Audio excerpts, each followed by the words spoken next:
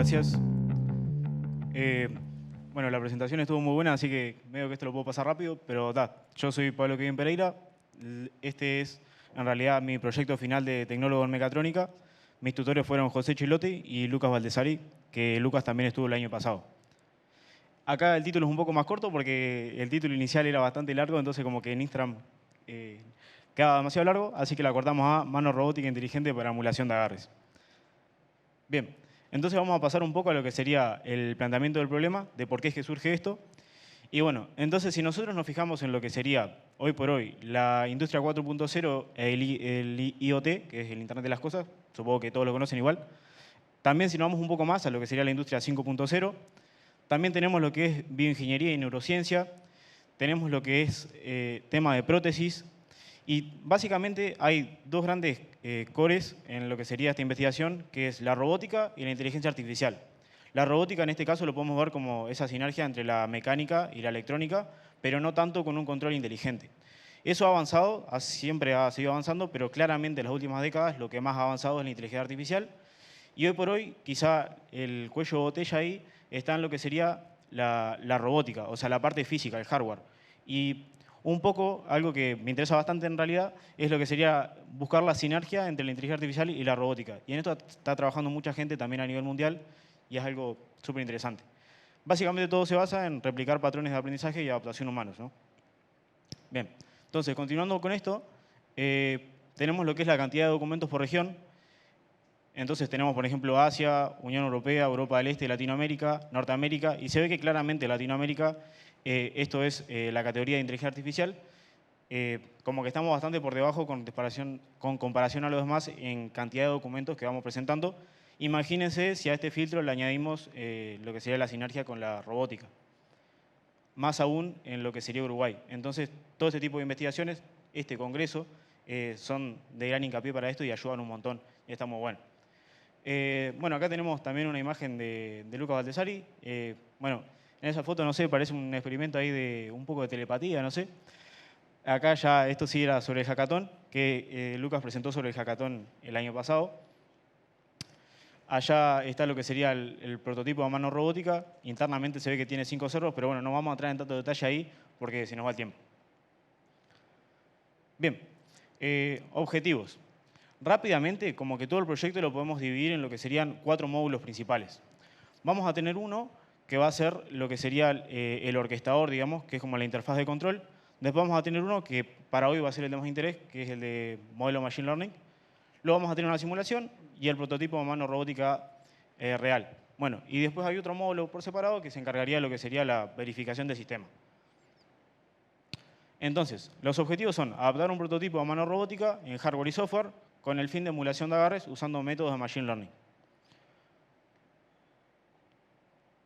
Bien, objetivos específicos. Desarrollar el modelo basado en método de Machine Learning que sea capaz de emular el agarre de ciertas herramientas. Después, tenemos lo que sería mejorar la configuración electrónica de esta mano para la obtención de mayor robustez. Y verificar la funcionalidad del prototipo desarrollado en escenarios simulados. Bien, ahora sí vamos a pasar a lo que son diagramas un poco más interesantes, lo que sería ya desarrollo, ¿no?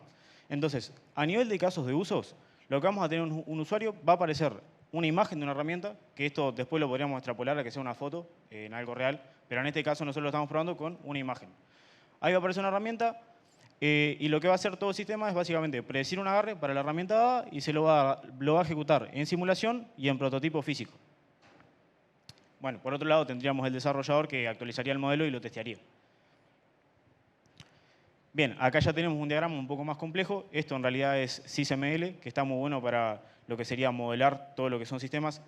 Para quien no conozca SysML, es como UML, pero evolucionado para poder también explicar lo que serían sistemas mecatrónicos y ya también interfaces más físicas, ¿no?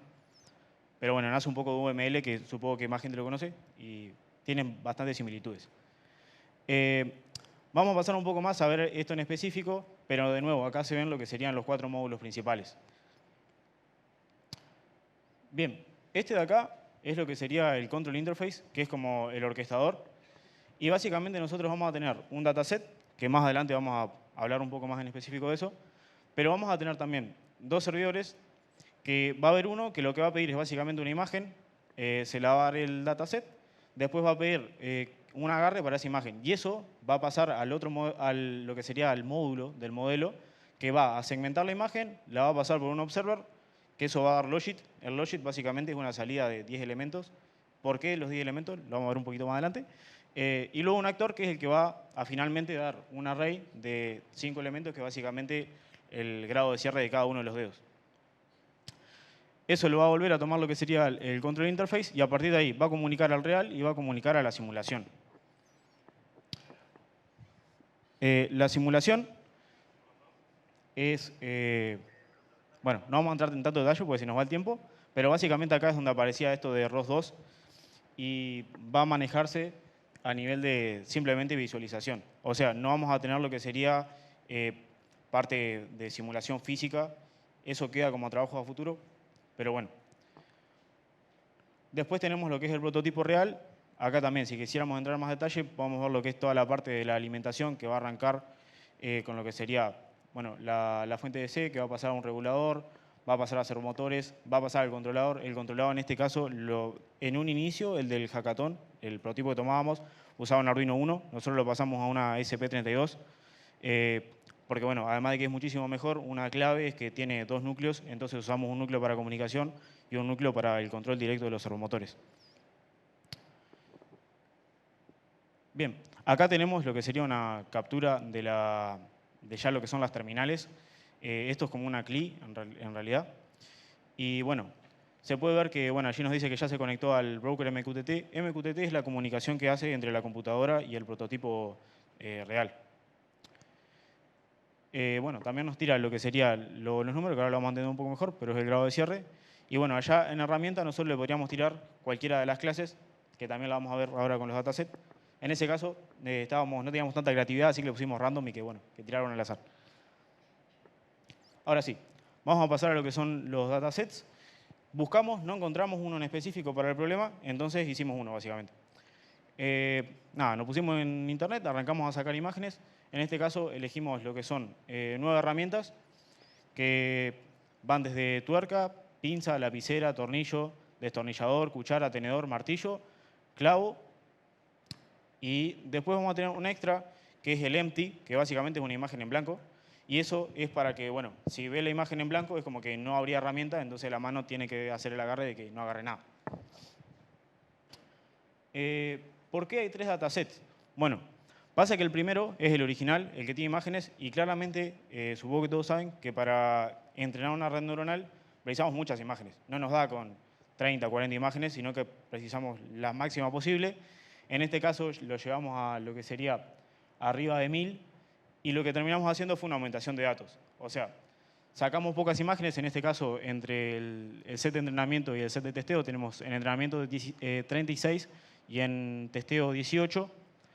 Después eso lo aumentamos, pasamos a 1081 y 541, que ya es una cantidad que nos permite hacer un modelo chico, pero que nos permite. Y después el último en realidad son imágenes enmascaradas porque como vimos que primero la segmentaba, esa segmentación lo que hace es que deja como que solamente la parte de la herramienta en blanco, todos los otros píxeles en negro, eso es una máscara binaria. En un principio uno puede decir, bueno, pero pasás por todo el pipeline y es lo mismo, usás el original, el que tiene la imagen a color. ¿Qué pasa? Que a nivel de entrenamiento eso tarda muchísimo más tiempo y cada vez que vas a hacer una época, cada vez que pasas por más de 1000 imágenes, la diferencia en tiempo es muy grande y es mucho más conveniente entonces directamente hacer un dataset ya con las imágenes enmascaradas y entrenar lo que sería el observer, que es la red convolucional, con ese dataset que ya tiene las máscaras. Bueno, nada, un poco más en específico, este es el original. Es importante separar lo que sería entre entrenamiento y testeo antes de hacer la aumentación de datos. Esto para que no haya data leakage y que lo que sería después la validación tenga métricas que son de verdad, ¿no? No vaya a ser que haya un overfitting, pero que sea porque nosotros le mostramos en el testeo imágenes que estaban en un principio en el entrenamiento. Después tenemos lo que sería el de aumentación. Bueno, acá un poquito lo que se hace, ¿no? Vamos a tener la imagen, la vamos a escalar entre un valor que va entre 0,9 y 1,2. Se recortan los bordes para que, bueno, vuelva a quedar del mismo tamaño. Luego se va a rotar entre menos 180 y más 180. Se traslada la imagen Y así lo que logramos es, a partir de una única foto, en un principio, vamos a tener un montón de imágenes medianamente diferentes y que nos sirvan para entrenar. Esta es la última. Esta, por ejemplo, no sé, un detalle un poco curioso, lo que sería la parte de empty, que son 60 imágenes exactamente iguales, porque son 60 imágenes completamente blancas. ¿Por qué 60 y no una? Bueno, porque pasa que a la hora de entrenar, si nosotros le ponemos solamente una, el modelo se va a enfrentar una sola vez en comparación con las 120 que se encuentran las otras veces, entonces no le permite aprender bien para esa clase. Bien, aquí hay un ejemplo de lo que hace el segmentador. Va a tomar la imagen a color, va a pasar una máscara, lo mismo acá.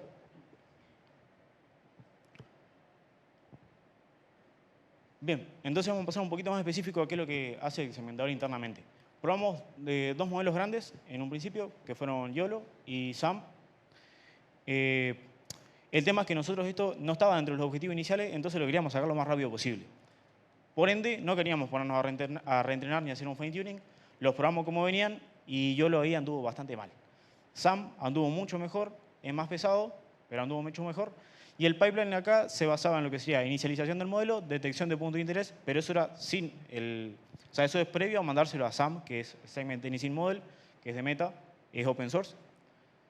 Y bueno, entonces nosotros hacíamos con una detección primera que era simplemente tomando lo que sería el color del píxel del borde, el primero que está arriba, que eso nunca iba a tener la herramienta básicamente, o era muy difícil. Y entonces después con simplemente umbrales nosotros más o menos ahí podemos sacar dónde es que estaría la herramienta. Pero no es tan bueno porque, por ejemplo, donde tiene brillo ya no nos arranca a servir. Pero sí nos servía para, bueno, de ahí más o menos sacar algunos puntos de interés y esto se lo dábamos como prompt a SAM y ahí nos generaba la máscara en ese lugar. Y esto acá me pareció algo interesante. Esto, la verdad, lo añadí esta semana. Bueno, en realidad yo la presentación del proyecto la hice hace exactamente un mes y ahí estábamos usando esta parte de acá arriba que venía comentando. Yo este semestre, esto como para poner un poco a contexto, digamos, estoy también cursando procesamiento de señales y ahí arrancamos a ver lo que sería convolución en series temporales, pero más desde la parte matemática. Acá había usado capas convolucionales, pero yo no me sabía exactamente qué era lo que hacía eso internamente, ¿no? En la matemática. Bueno, la cosa es que, a modo de reflexión, me parece que está interesante de que todo esto, que por ejemplo SAM ocupa la versión que nosotros usamos como 4 GB en GPU, y aún así, todo esto, dentro de todo el modelo, dentro de todos los modelos de ML y el pipeline, es lo que más tarda. Tarda cerca de un segundo en hacer lo que sería la segmentación usando GPU. Y esto otro, que es el algoritmo de detección de Cani, que esto es del siglo pasado, literalmente es como que el inicio de lo que sería la parte de visión artificial. Ahí ni siquiera hay una red neuronal, no hay que entrenar nada, son literalmente kernels que se convolucionan. Hay una gaussiana también, por ejemplo, ahí como para lo que sería hacer algún filtrado y sale en 7 milisegundos usando la CPU. Y entonces después le ponemos un Gaussian Blur, un flat fill, que básicamente es, después que tenemos los bordes, que los bordes los saca este algoritmo de Cani, es simplemente rellenar la imagen. Y bueno, es como que, o sea, siempre intentamos agarrar un poco lo último, convolucionales ya no es lo último, pero digamos, hay veces que hay cosas que son mucho más complejas y no es necesario usarlas. Capaz que teníamos cosas al inicio que eran sin redes neuronales, pero que son muchísimo más rápidas y más eficientes porque el problema no necesitaba tanta complejidad, por verlo de una manera. Bien, pasamos a lo que sería el observer. Acá tenemos lo que sería la arquitectura, pero básicamente es simplemente convolucional. Vamos a tener la imagen que ya llega enmascarada, o sea, es la salida del segmentador. Nada, lo pasamos por una convolucional, una brush pool, convolucional, max pool, convolucional, max pool. Luego hacemos un flatten y a partir de ahí lo pasamos a una fully connected y lo que vamos a tener es la salida de 10 elementos. ¿Por qué 10 elementos y no solo uno? O sea, bueno, siempre estaría la de 10, pero lo normal es que cuando uno quiere clasificar, luego pasa por un softmax y a partir de ahí te quedas con la que la red aprendió a que va a ser esa clase. Ahora, como esto va a ir a un actor y ese actor va a ser de aprendizaje por refuerzo, nosotros queremos que siempre todo el modelo como que generalice lo más posible. Entonces, si simplemente le damos la salida, o sea, un solo elemento que va a referencia como un índice, como que no tendría tanto sentido y no generalizaría tanto. Al final sería como hacer un diccionario. Entonces le tiramos la salida a 10 para que agarre como más las características de la imagen, por decirlo de alguna forma, pero que no sean los 16.384 dimensiones que tenemos sin hacer todo el otro proceso, ¿no? Bueno, esto es en realidad después de las convoluciones. No sé cuánto vamos en tiempo. Ok. Bien, en cuanto a entrenamiento, tenemos lo que sería la validación, que usamos una partición de 80-20. Pero bueno, a ver, ya teníamos la validación previa, la separación previa entre lo que sería entrenamiento y testeo, que eso ya lo dejamos separado para siempre. Pero bueno, acá en un principio hicimos dos entrenamientos, uno de exploración, en el cual ese dataset que ya lo habíamos dividido para entrenamiento, lo volvemos a dividir entre lo que sería entrenamiento y validación. A partir de ahí de buscar muchas cosas, ya un poco heurística ahí, ¿no? Pasamos a lo que sería un entrenamiento final en el cual lo hacemos sin partición, o sea, le tiramos todas las imágenes, pero ya ahora teniendo una mejor idea de los hiperparámetros que nos estaban sirviendo para el problema. La métrica que más nos gustaba era lo que sería la F1 ponderada, en este caso. Bien, acá pasamos al último modelo, que es el actor, y este va a recibir lo que serían. Bueno, esto es una visualización bastante interesante de la red. Esta en este caso es simplemente fully connected. Bien, entonces la entrada son los 10 logits que vienen del observer. Y en este caso vamos a tener un extra que es el finger index. ¿Por qué? Bueno, es básicamente le está diciendo qué dedo de la mano es el que tiene que actuar. ¿Por qué no lo hacemos de una? Bueno, porque probamos en un principio que la salida, en vez de ser solamente el grado de cierre de un dedo, fuera un array de 5 elementos. La cosa es que el algoritmo, que ahora vamos a pasar a hablar un poquito mejor, que este de 3, pero el tema es que ir de a 1 le permite tener un mayor contexto, por decirlo de alguna manera, visto, no sería temporal en este caso, pero sí le permite tener un mayor contexto y aprender mejor a que si sea solamente de una. Por eso le damos un finger index que le está diciendo, bueno, es esta imagen y a su vez vos tenés que cerrar el pulgar o el índice o el anular o el medio o el meñique. Esta imagen es como para verla un poco más despacio, pero en realidad acá lo que vamos a tener nosotros son los pesos y también los bias representados según color, o sea, lo que es rojo es positivo, lo azul es negativo y la opacidad indica lo que sería la magnitud que tiene eso. Entonces, por ejemplo, acá nos permite ver que al índice le está dando una mayor importancia en un principio porque esa conexión tiene una mayor magnitud. Luego los colores verde y grises vienen representados por lo que sería el bias de esas neuronas. Fíjense que en realidad es una red neuronal bastante chica porque tenemos una capa de 64, una capa de 32 y una capa de 16. Pero tampoco necesitábamos mucha mayor complejidad. Y como todo esto es en robótica, siempre buscamos, en este caso no lo embebimos, pero se podría a continuación o como proyecto futuro embeber eso en lo que sería un microcontrolador y entonces siempre te sirve que sea lo más chico posible la red, para que sea más eficiente y para poder tener espacio, porque uno a veces se acostumbra a tener la computadora y tener recursos ilimitados prácticamente, pero cuando lo quieres embeber en robótica no es tan simple, por lo general te falta, entonces está. Bien, acá un poco cómo funciona lo que sería el aprendizaje por refuerzo. Tenemos el agente y el cerebro de la mano robótica es esta red neuronal. Y acá vamos a tener el estado, que van a ser los logits de la imagen y el índice. Y vamos a tener el entorno. El entorno lo que va a decir es, va a entrar la acción que hace esa red y a esa acción le va a dar una recompensa y el nuevo estado para esa acción. Y entonces esto como que se va retroalimentando y a partir de ahí aprende. El aprendizaje por refuerzo es bastante interesante porque es muy similar a cómo aprende el humano. Es decir, se va a arrancar a equivocar, va a hacer cualquier acción y conforme a eso va a obtener una recompensa y le van a decir, mira, la verdad que está bastante mal, hacer un poco mejor, ahí prueba otra cosa, va mejorando y poco a poco va aprendiendo hasta que al final la recompensa es muy buena. Bien, acá un poco, este entorno va a saber más o menos qué tan bien es, entonces ahí lo que hacemos es definir ciertos agarres. O sea, si la herramienta que nos toca es un destornillador, un martillo o un alicate, el agarre que va a tender a hacer es algo así. Entonces, si el entorno ve que está haciendo esta acción para cada uno de los dedos, entonces le va a dar una recompensa mayor. Para las siguientes herramientas, este es el agarre de interés y para la otra es aquella y bueno, para el empty es aquel de allá.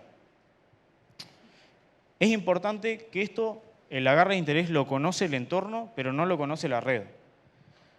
O sea, acá no hay como lo que sería un data leakage, sino que lo que va a estar es dándole una recompensa. Bien. El algoritmo base que usamos es TD3, que es Twin Delay Deep Deterministic Policy Gradient. Vamos a tener un entorno, el estado ya lo hablamos, y lo que sería el bucle de entrenamiento es que va a haber un reset del entorno, que es el estado inicial. Luego el actor va a elegir una acción, va a tener una política noisy. Bueno, esto es básicamente porque durante el entrenamiento va a haber veces que le vamos a estar pidiendo que haga acciones al azar. Un poco de ruido porque eso ayuda a lo que sería el entrenamiento. Si no, es como que se tiende a sesgar hacia un solo lado. Vamos a ejecutar un paso, le vamos a dar una recompensa, un nuevo estado, y el done quiere decir que ya terminó. En este caso sería cuando hace el movimiento para los 5 dedos.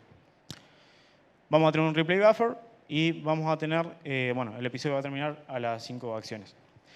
Esto acá, que es la gráfica de TANH, que es la tangente hiperbólica, es interesante porque a la salida nosotros le pasamos lo que sería ese último elemento, que en un principio es un real, lo pasamos por la tangente hiperbólica porque nos permite llevarlo entre -1 y 1.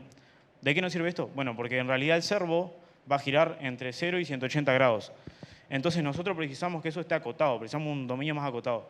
Al pasarlo por la tangente hiperbólica, lo acotamos entre -1 y 1, y me van a decir, bueno, pues -1 y 1 a 0 y 180, hay una diferencia bastante grande. Bueno, pero ahí nada más se hace una normalización, se escala. En un principio lo que hacemos es TANH y le sumamos 1, entonces lo pasamos a 0 y 2, el dominio. Entonces 0 básicamente sería que deja abierto totalmente por cada dedo, ¿no? Y el 2 sería totalmente cerrado. A partir de ahí, después eso lo escalamos a 0 a 180.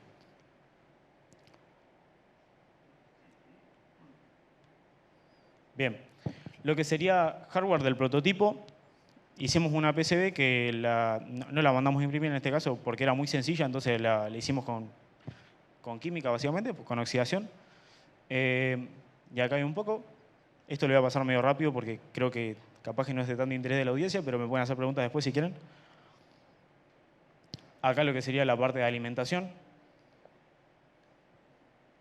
Bien, resultados de dataset. Ven que acá no se ve nada, parece que todas las imágenes son en negro. Estos no son los empty, son realmente herramientas. ¿Qué es lo que está pasando? Bueno, esto es el visualizador, simplemente. Porque lo que sucede es que nosotros cuando hacemos la máscara la hacemos binaria y hacemos que el 1 sea algo que pertenece a la herramienta y el 0 es el fondo. Entonces, claro, acá lo está esperando el blanco como el valor 255. Por ende, el 1 lo está representando como un gris muy cercano a negro y no se ve. Pero eso es tema de visualización nomás. Lo que serían resultados del entrenamiento en el observer. Este es el primero, el de exploración. Ven que va bajando, ya lo último había arrancado como que hacer un overfitting. Este es ya el segundo, o sea, cuando ya lo estamos entrenando con todo el dato de entrenamiento completo. Acá tenemos ya lo que sería la matriz de confusión. Ven que la diagonal está bastante bien. En este caso conseguimos lo que sería un F1 score de 0.72. Y acá vamos a ver un video que creo que está bastante interesante, que muestra lo que sería... no estoy viendo acá.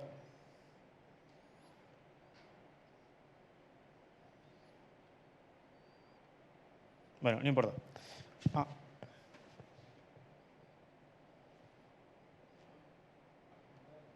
Ok. Acá lo que está mostrando es en el tiempo cómo va cambiando esto. Entonces ven que a lo primero estaba haciendo básicamente cualquier cosa y comienza a aprender. Es simplemente una muestra de resultados, pero que creo que está muy interesante para ver cómo va aprendiendo la red, una visualización. ¿Todos conocen lo que es una matriz de confusión? Bueno. Para quien no conozca, es bastante simple, suena raro, pero es bastante simple. Lo que tenemos acá son las distintas clases, que en este caso son las herramientas, hacia ambos lados. Entonces acá vamos a tener lo que es el true label y acá el predictive label. ¿Qué es esto? Son las etiquetas. Entonces, nos está diciendo, para esta clase, cuando verdaderamente era esta clase, se predijo esto que está acá. Entonces, lo perfecto, lo ideal, sería que todo esté en la diagonal, porque entonces, para la última clase que está en la verdadera, se predijo exactamente esa clase. Si me aparece acá, por ejemplo, este 3, quiere decir que para lo que era una pinza, en realidad predijo 3 veces una cuchara. Entonces esto es muy interesante de ver visualmente como métrica para lo que sería clasificación. Estos son los feature maps. Internamente la red convolucional aprende los filtros y estos son la salida que genera. A partir de acá, lo que está haciendo es como encontrando patrones que a él le sirve para aprender. Lo anterior era la primera capa, esta es la segunda capa, que tiene más y son imágenes más chicas. Eso se podía ver en la parte de la estructura. De nuevo la tercera capa ahí. Esto ya el actor, ven que aprendió súper rápido. O sea, llegó a converger, digamos, pero ya lo último, entre el episodio 6500 y el 25000, no aprendió tanto más. Con lo cual, quiere decir que quizá o el problema no era tanta complejidad o el algoritmo es muy bueno, una de las dos. Bueno, de nuevo, la métrica, pero en este caso, para lo que sería el actor, también es muy buena. Llegamos a un F1 score de 0.84. Acá de nuevo tenemos otro videito.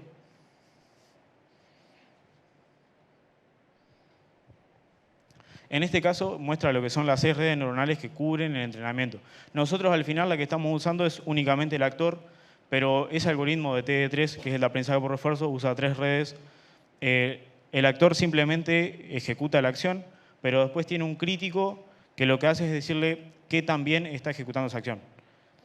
El crítico 2 hace exactamente lo mismo, pero se demostró que es mejor tener 2 críticos y tomar el mínimo, o sea, el mínimo puntaje que le está calculando. Es como la recompensa que predice que va a tener. Y al tomar el mínimo te ayuda en el overfitting. Y todas las de abajo son targets para un soft update, que lo que está haciendo es las actualiza más lento para de esa manera como estabilizar. Bueno, y este video creo que es el más interesante a nivel de resultados. Acá esto ya se los conté, pero es la del actor y acá tenían los movimientos. Al inicio se ve que estos eran los movimientos que hacía cuando tenía muy pocos entrenamientos. Entonces ven que las herramientas van cambiando, pero siempre hace el mismo movimiento, que en ese caso era siempre malo. Ahí sigue aprendiendo, va mejorando, mejora también lo que es la matriz de confusión y ahora hace movimientos que son más razonables.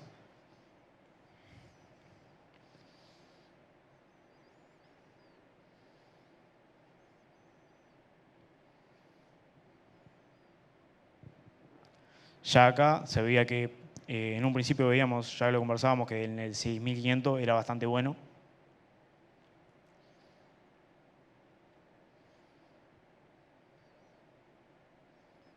Y ahí ya la matriz de confusión, como que los cambios se ven muy poco. Pero anda bastante mejor. Ven que ahí la máscara que predijo era bastante mala y igualmente el movimiento que hizo era bueno, lo cual es algo destacable. Otra cosa es que nosotros teníamos los agarres de interés y hay otros agarres que en la parte de la validación, digamos, como en la métrica, nosotros lo tomamos como un agarre raro porque no lo estábamos teniendo en cuenta, pero si nos ponemos a analizar el agarre que aprendió, en realidad podría ser lógico para ese tipo de herramienta. Por ejemplo, también si vemos la parte que se confunde, es interesante ver que, por ejemplo, con el clavo, que los que eran más largos, hay veces que los confundía con lo que sería un destornillador o una cuchara.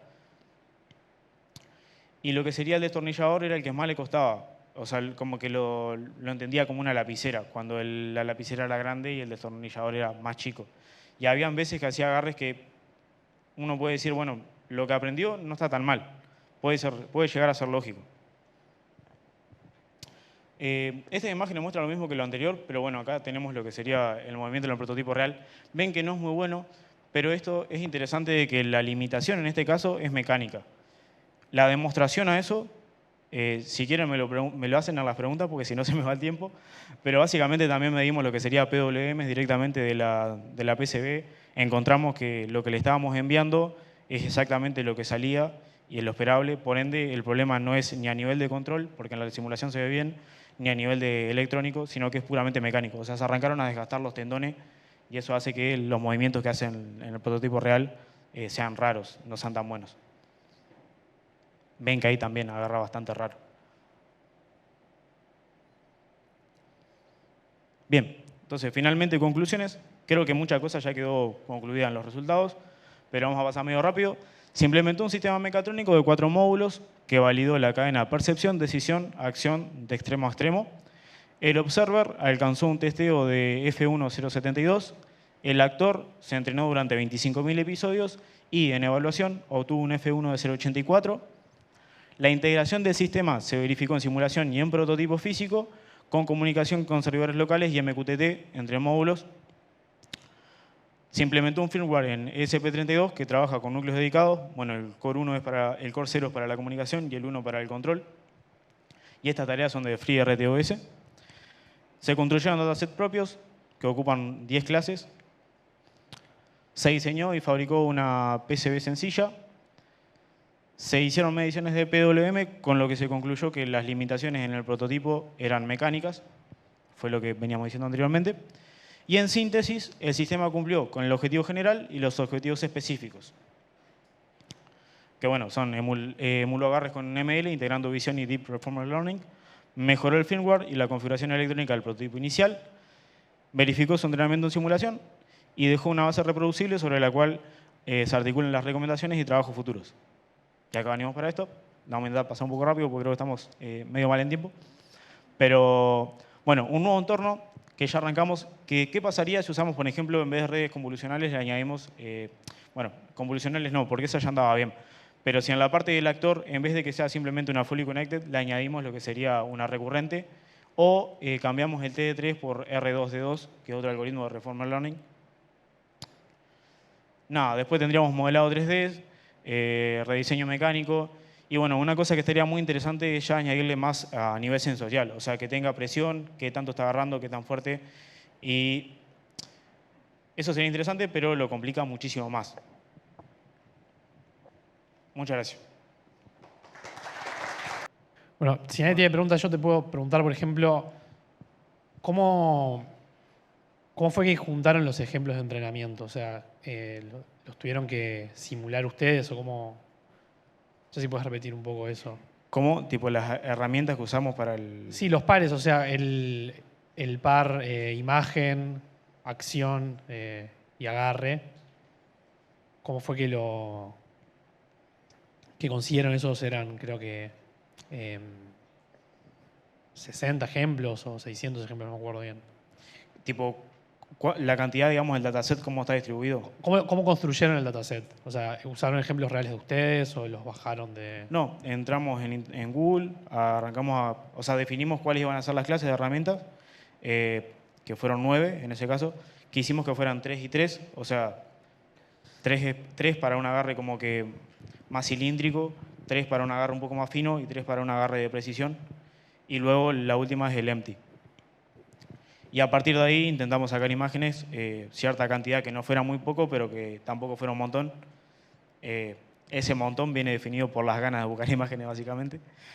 Y bueno, que fueran diferentes entre ellas y que fuera más o menos la misma cantidad para cada clase. ¿Y la acción de la mano en el entrenamiento, cómo le pasan el ejemplo? ¿Cuál es el agarre de interés? Sí. Bien, eso, lo que nosotros hicimos, no sé si puedo volver acá. No, bueno. Básicamente, nosotros teníamos, para lo que son los agarres más cilíndricos, es como el agarre más grande. Entonces, eso se encarga el entorno. De lo que hacemos es, vamos a medir qué agarre está haciendo, o sea, es entre ese 0 y 2. Por ejemplo, ponerle que era un agarre cilíndrico, entonces aparecía un martillo. Y nosotros, en ese caso, sería todo 1, porque está todo medianamente cerrado. Recuerde que el 0 es esto, 2 es esto, entonces todo 1 sería algo así, que es como para el agarre de un martillo. Entonces, si ponele para el índice tenía un 0, la diferencia, la resta va a ser de 2. Ahí tenemos como que una función. Básicamente usaba la resta y la elevaba al cuadrado. Y a partir de ahí va a sumarlo para cada dedo y ahí va a ver qué tanto lo penaliza o qué tanto le da como recompensa.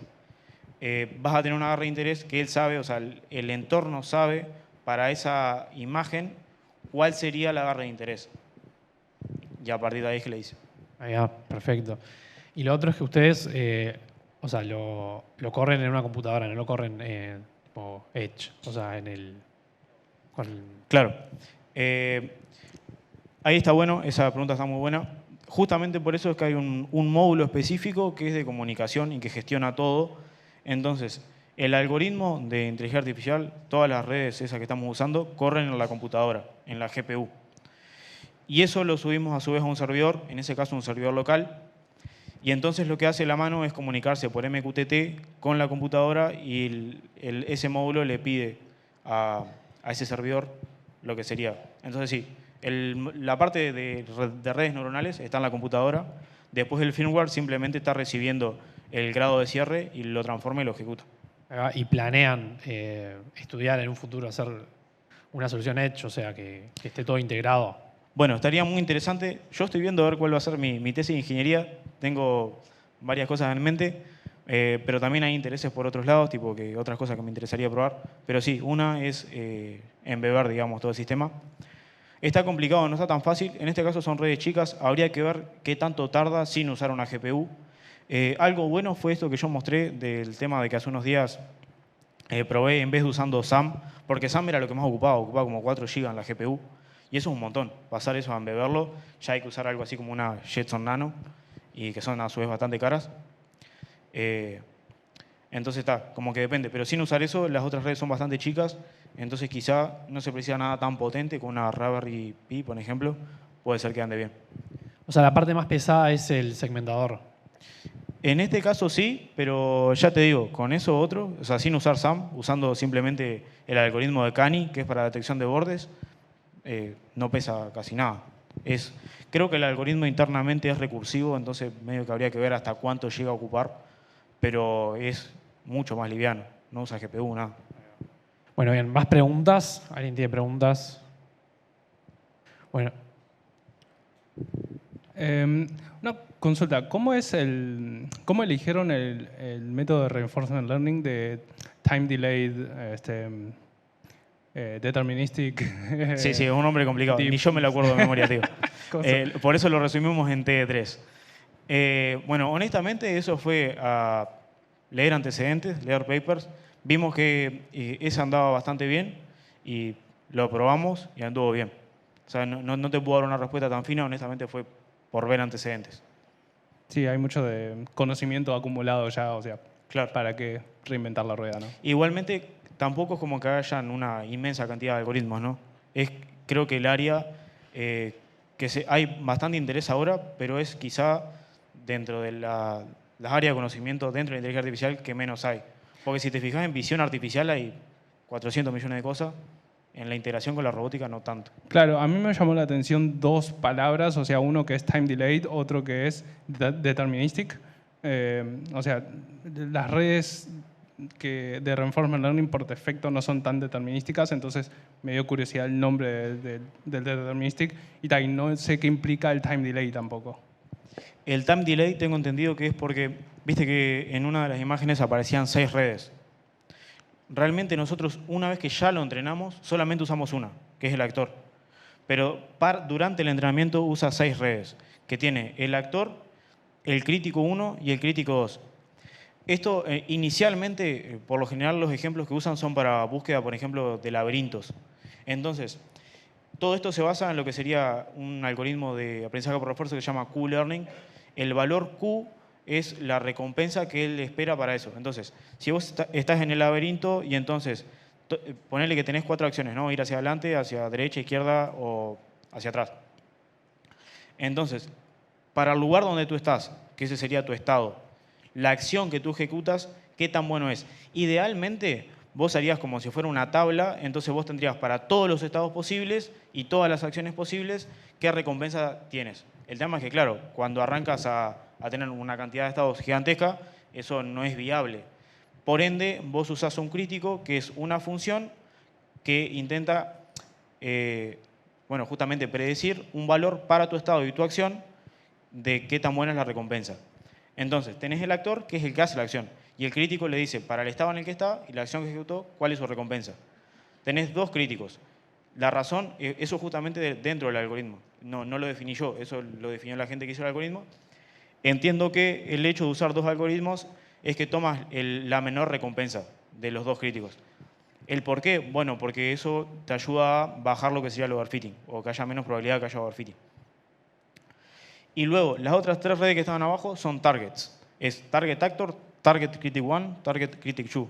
Y ahí viene lo que sería el delay. Porque esas otras, bueno, creo que ahí viene donde sería el delay, pero esas otras se actualizan más lentos, que eso es lo que le llaman el soft update. Eso hace que como que sea justamente un aprendizaje más suave. Claro, sí. Es común tener otro time para ciertos críticos para que Claro. no overfite todo hacia mismo reward. Ahí va. Bueno, y maximización de perdón. reward, creo. Pero era interesante en esa, no nos detuvimos tanto tiempo, pero en esa parte que aparecían 6, algo interesante de ver, al menos a mí me parece muy interesante ver cómo aprende, ¿no? Y a lo primero, si se fijaban, los colores que tenía era tipo todo muy diferente, porque claramente agarra valores aleatorios, pero conforme vaya aprendiendo, a lo último, la original y la target son muy parecidas, son casi idénticas, lo cual es esperable, pero se puede ver. Claro, muchas gracias. Gracias a ti. Bueno, hacemos una emulación de aplauso fuerte, grande para Pablo, Kevin. Gracias, Pablo.